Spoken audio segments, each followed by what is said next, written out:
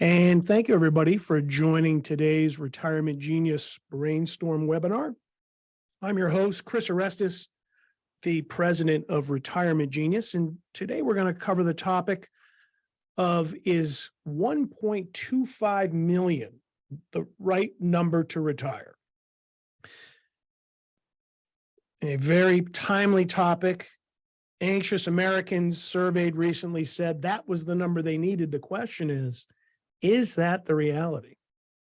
Retirement Genius is an information and resource platform that will help people achieve a well-balanced retirement.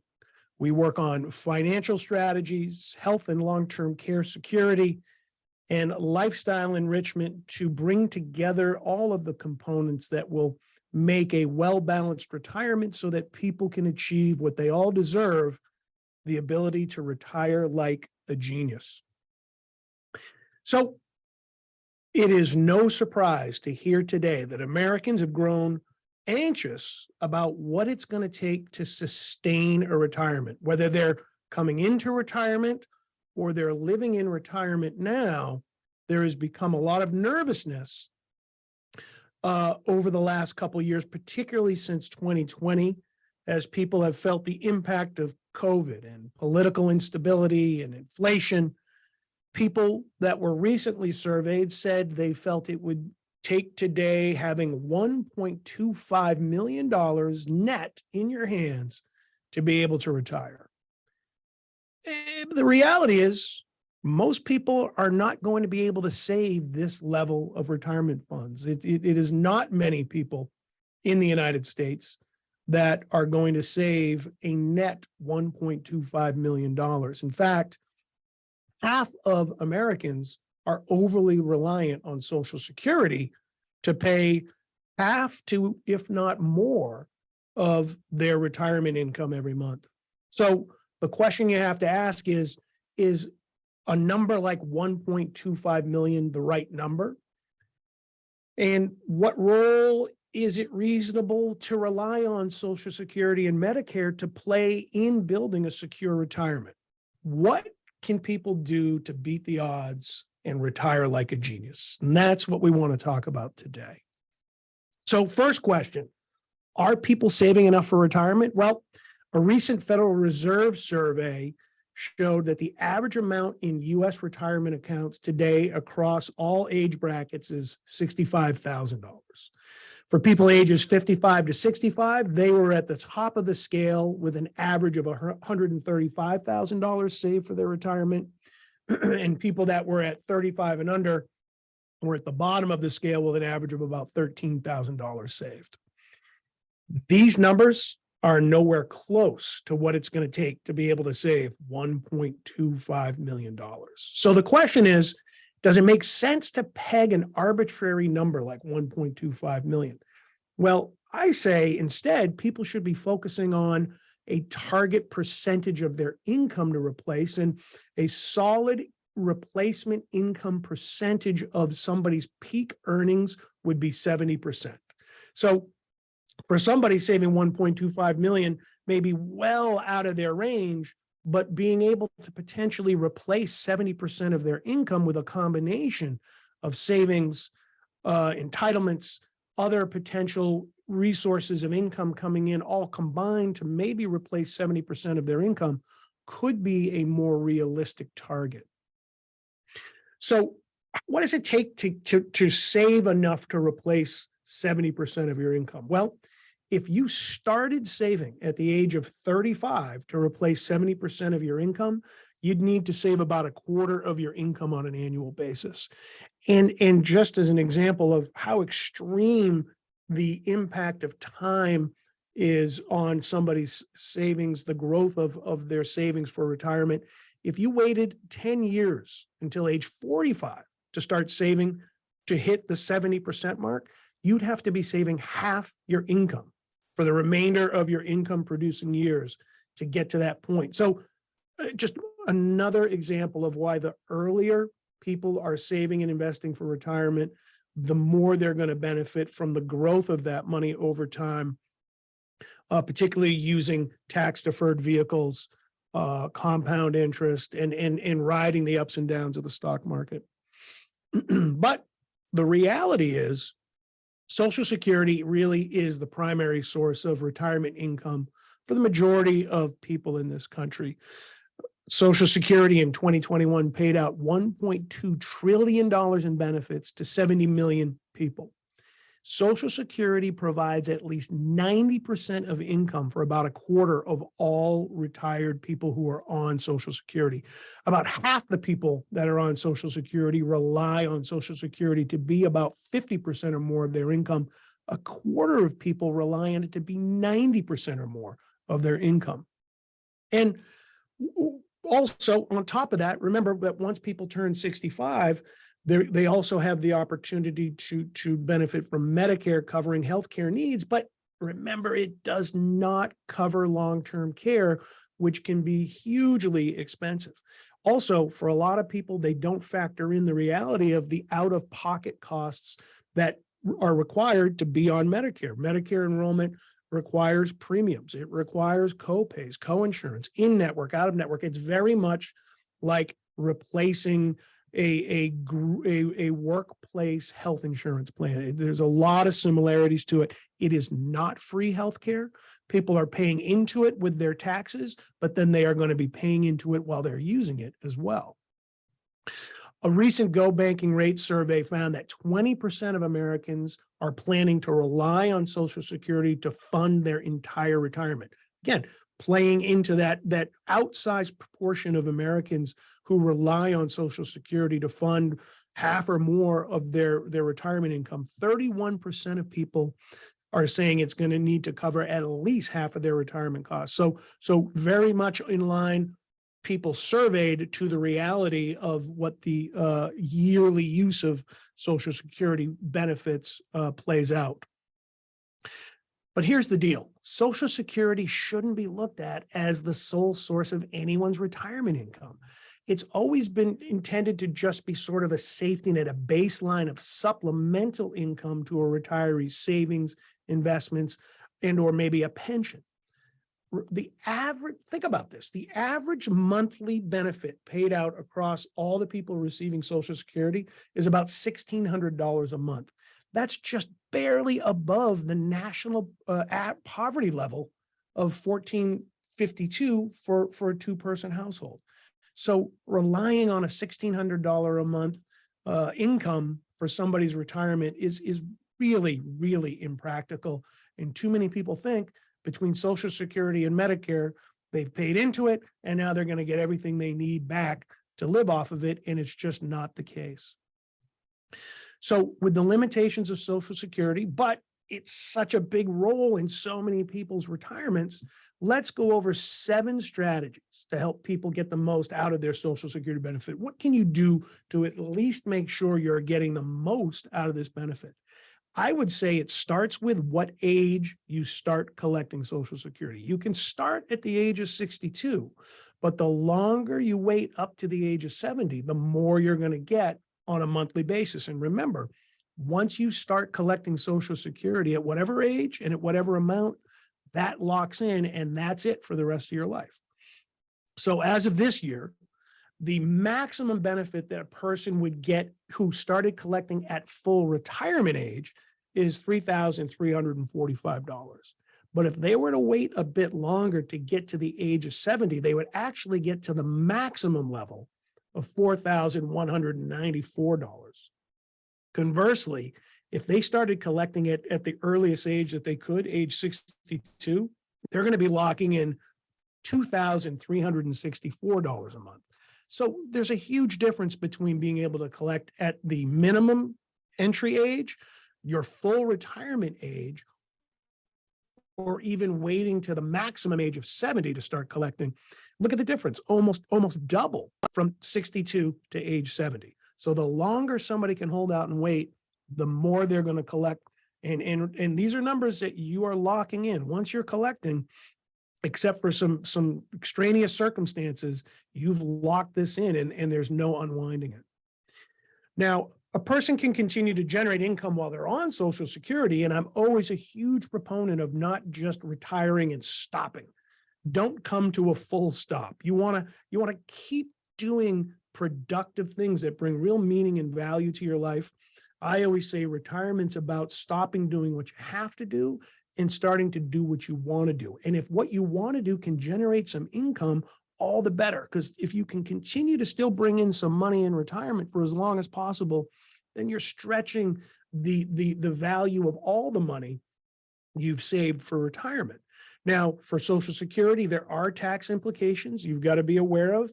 If you're earning over $19,500 a year, then you will start to experience some tax penalties against your Social Security benefit. Anywhere between 50 and 85% of your benefit will be subject to taxation, which would be taken straight out of your benefit in the next year. It's also important to remember that if you're on Medicare, the Part B premium is being deducted automatically from your Social Security benefit. And Social Security on an annual basis considers whether or not they'll do a COLA increase, the cost of living adjustment. It's a discretionary maneuver by Social Security. It's not guaranteed that they'll do it every year, but for the last couple of years, particularly with the inflationary environment that's been putting so much pressure on all Americans, and seniors with fixed incomes feel that particularly hard. This year in 2022, there was a 5.9% COLA increase, and going next year into 2023, which will start in January, a larger one now of 8.7%. So some seriously meaningful raises in the amount going to people who are collecting Social Security, trying to keep up with and even get ahead of inflation. Fortunately, we're watching the inflation curve come down now. Most recent economic data is showing inflation. The most recent inflation numbers showed it at 7.7%. So a point now behind the COLA increase, resulting in a net gain for seniors if that trend continues. Remember also that the spouse of a deceased or divorced person can collect a higher amount based on their ex's benefits if they're higher than their own. So if you're collecting Social Security and you have a dead or divorced spouse and their Social Security benefit is actually higher than yours, you can base your collection on their numbers versus your own numbers. If a person's going to remarry, and they can still collect based on their ex-spouse, but they want to wait until after hitting the age of 60 and above, then there's no impact on their Social Security benefit from their ex-spouse. But in the case of a divorce, an ex-spouse can collect up to 50% of the other's benefit if they're 62 or older and they were married for at least 10 years and are currently single and unmarried. So spouses of deceased or divorced partners still are able to look at what is the best case scenario of either their own or their spouse's Social Security numbers to benefit what they're collecting on an annual basis. So the question then shifts to, what's the right time to retire? What's the age? What's the right time to retire? Well, as we've been showing in terms of what people are saving, the combination of retirement savings and entitlements is the foundation for what you're going to build your retirement on. And so the age that you retire at becomes very important on a number of factors. Your eligibility and when you would start collecting Social Security, when you would start on Medicare, any interaction between spousal situations.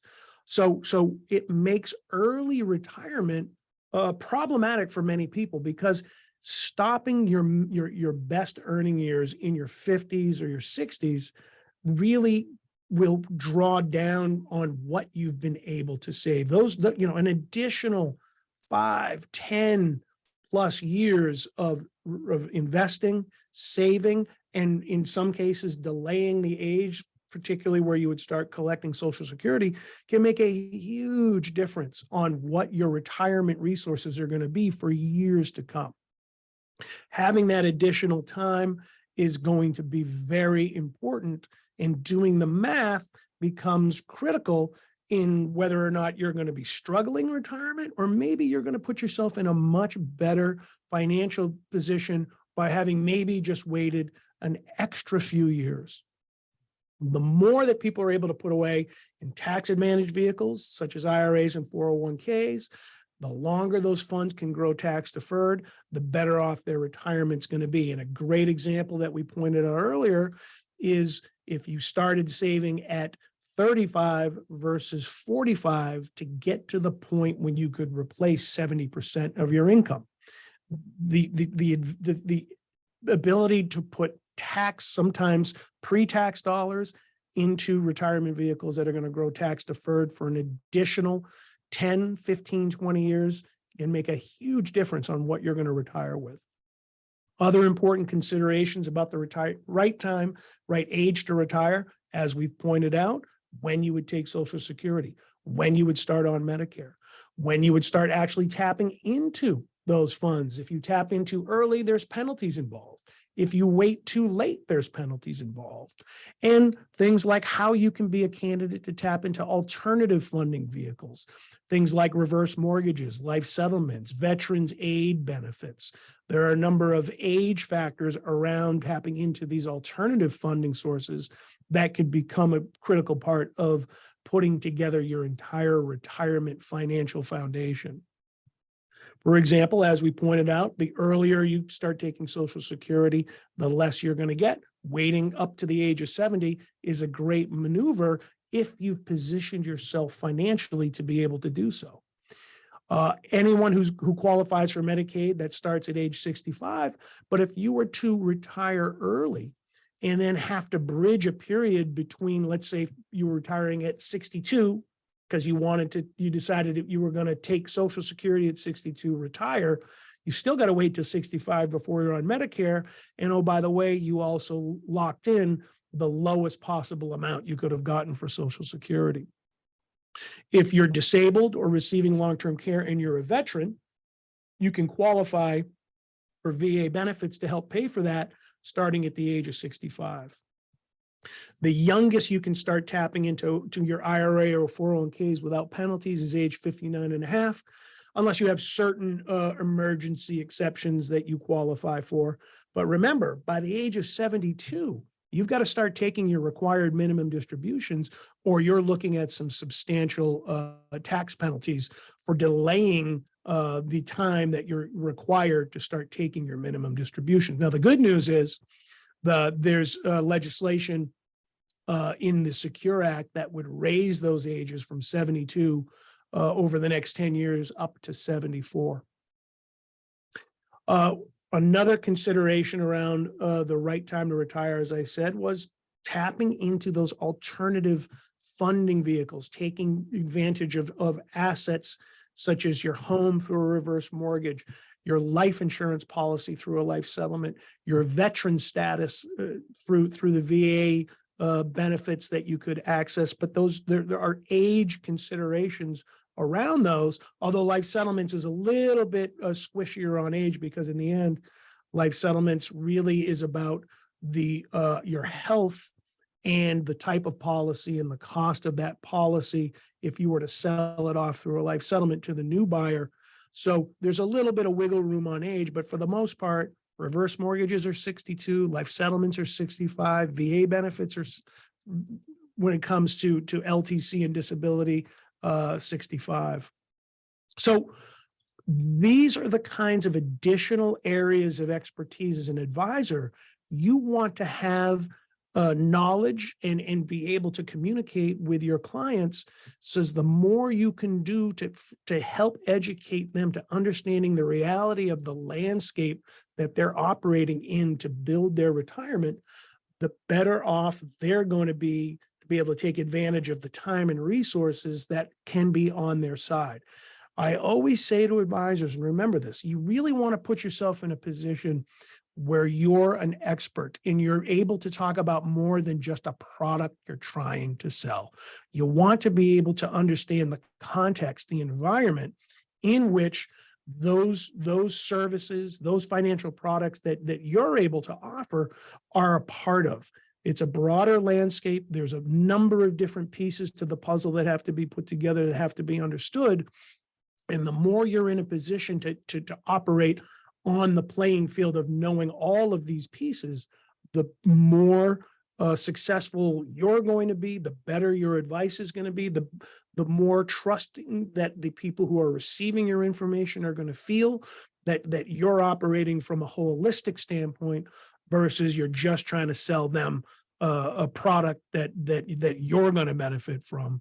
You want to make sure they understand that you know what's in their best interest across the board and get that trust from them in the process. So, as always, thank you for joining today's webinar. I invite you to get your free copy of the latest Retirement Genius tip sheet. Anxious America says it takes 1.25 million to retire, but what is the reality? Give us a call. We'd love to send it over to you. We always are looking forward to working with you, hearing from you, staying in touch. Visit our websites for advisors, the advisors.retirementgenius.com website, our consumer website, retirementgenius.com. Check us out online. Check out all the media opportunities that we are participating in and generating out there across the media landscape. Visit our podcast. Anywhere you get your podcast, type in Retirement Genius. Reach out to us. Give us a call. We'll follow up with you. You follow up with us. And we look forward to when we talk to you on the next Retirement Genius Brainstorm webinar.